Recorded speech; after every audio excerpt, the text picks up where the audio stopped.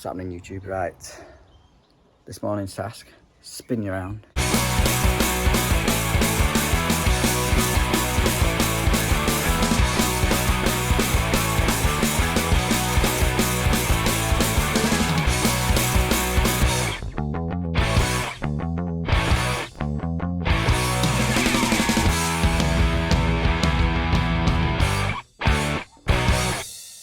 This gas pipe here is the feed to the whole house. This is for a gas fire in the kitchen, show you in a sec.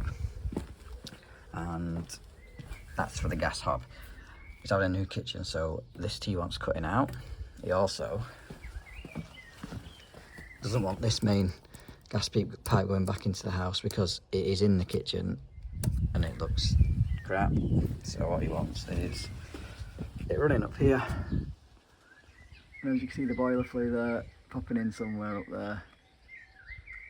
Down this wall, down the side of the chimney. Chimney, but down the side of the window. I'll connect it back in there. I do need to leave this little gas fire live, so I'll probably just cut and blanket here. So that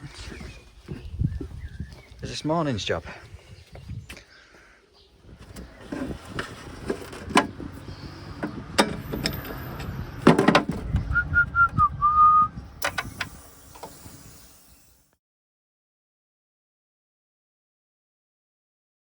Some of you might not have seen this pipe before, but it's basically just a plastic coated copper.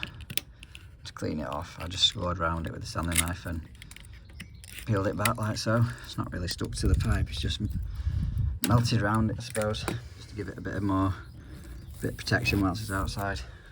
I ain't using this though, just normal copper. It's in an alleyway in between the garage and the house. Shouldn't really be subject to any moving machines or damage, etc. Cleaned that, ready for a coupling. There's our old gas to the hob, which is redundant. I'm going to change all these clips because they've become brittle, which is what happened with plastic ones outside over time. Probably get slayed, but I'm going to use plastic again. But I am going to replace these as much as I can, providing the screws will come out. That's ready for coupling or T to go up this corner to the boiler. And that one there is ready for a cap end on it.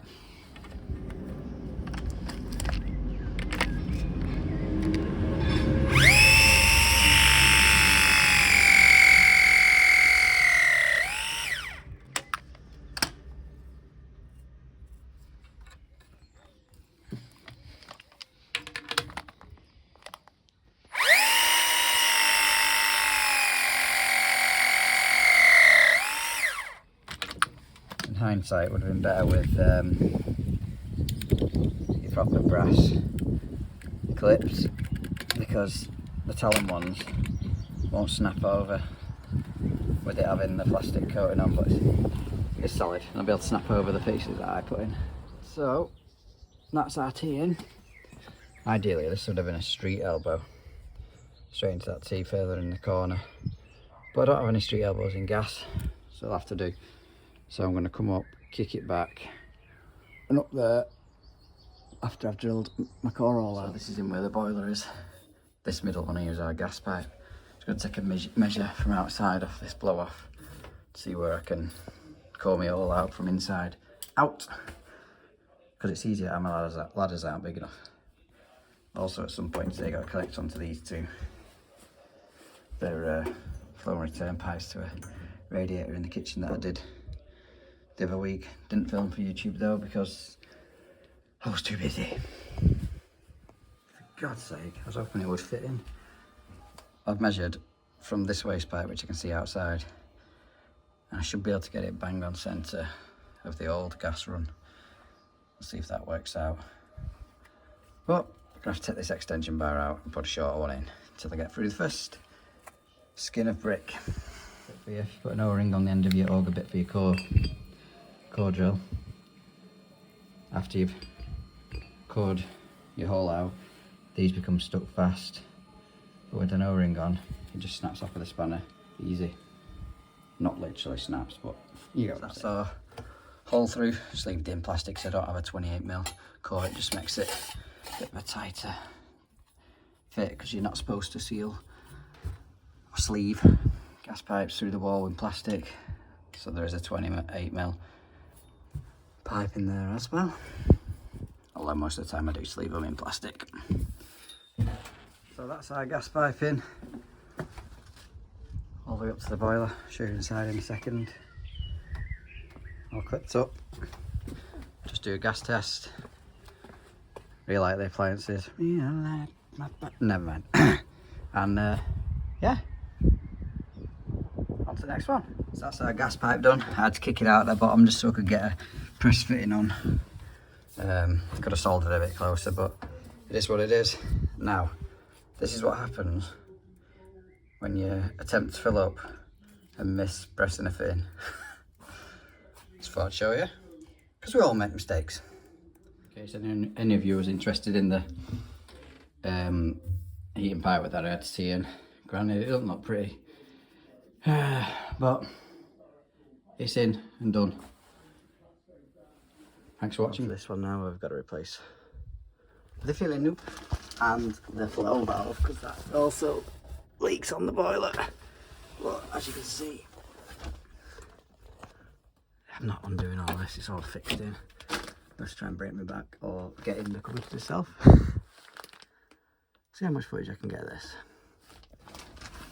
This isn't the way around. You should put them on, you should put the check valve on that side and that valve on that side, so then you can drain it down easily. Never mind. So I'm in the cupboard now. Just going to drain it off by the drain point in the boiler itself. Pain in the ass to get in here, and I've realised that I need to turn the cold water main off to change that valve. Just about stopping now. There's still a bit of pressure there. What? Hot that as well? Don't think I'm going to be able to get that off, but we'll see. That ollie.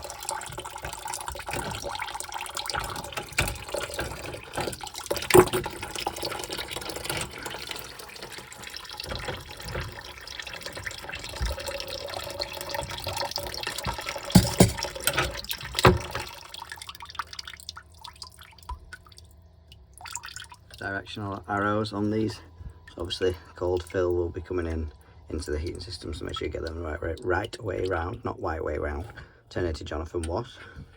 Stop tap off now. We'll change this for the check valve side. Really good, nice little valves these. Metal butterfly valve.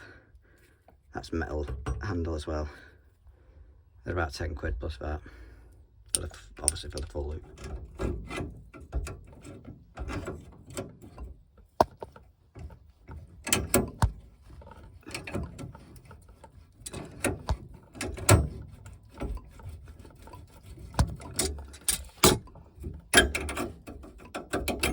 I do have an olive nipper for this, but I can't.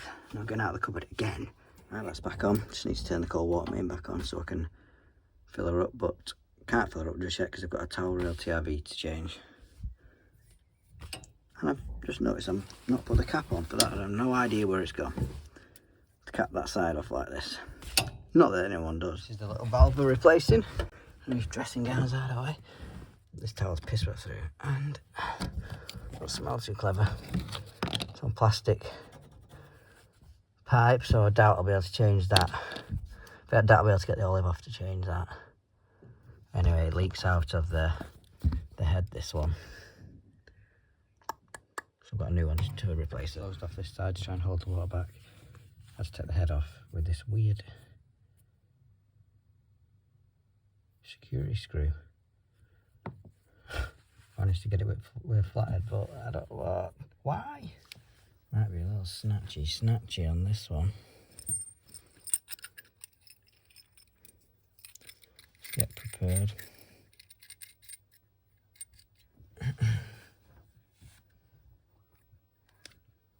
That valve shut off. Directional arrows on this one. There is on the other one as well. I'm just pasting up the olive inside, just in case.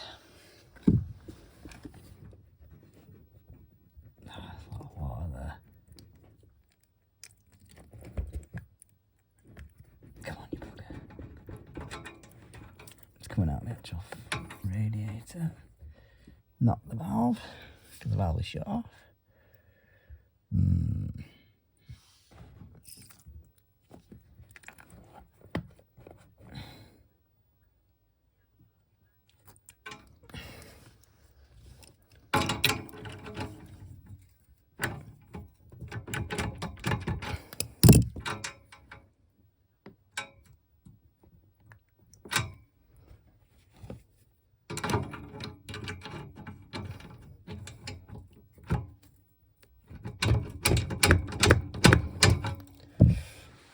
It's not wanting to come off.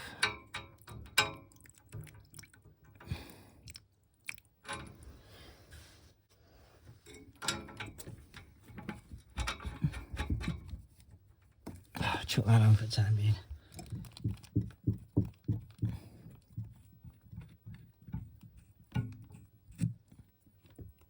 Oh, fuck.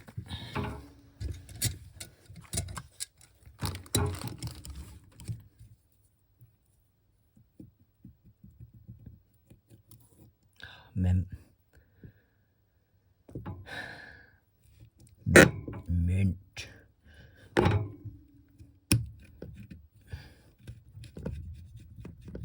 Try and release the pressure off with the valve control in a controlled manner.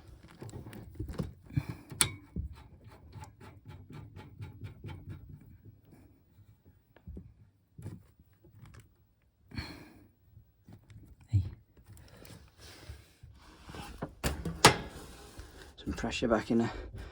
I'm not changing that flow valve because it wasn't actually on my list. I thought it was, but it's not. Obviously check the leaks here, check for leaks down thermostat, and test the heating's up and running again. 22mm talon covers. Not prettiest because of these nuts, but does the job. I like these valves, Ultima. Nice valve. Again, tenner plus that. Thank you very much for watching, YouTube. Another episode completed. I don't say it often enough, but I do appreciate every single one of you viewers. And if you haven't subscribed, why not? Hit that like button if you liked the video and drop a comment down below on what else you want to see coming up. And I'll try my very best to accommodate that. Obviously, I can't help what jobs come in, but I can only try my best. Catch you on the next one. Bye-bye.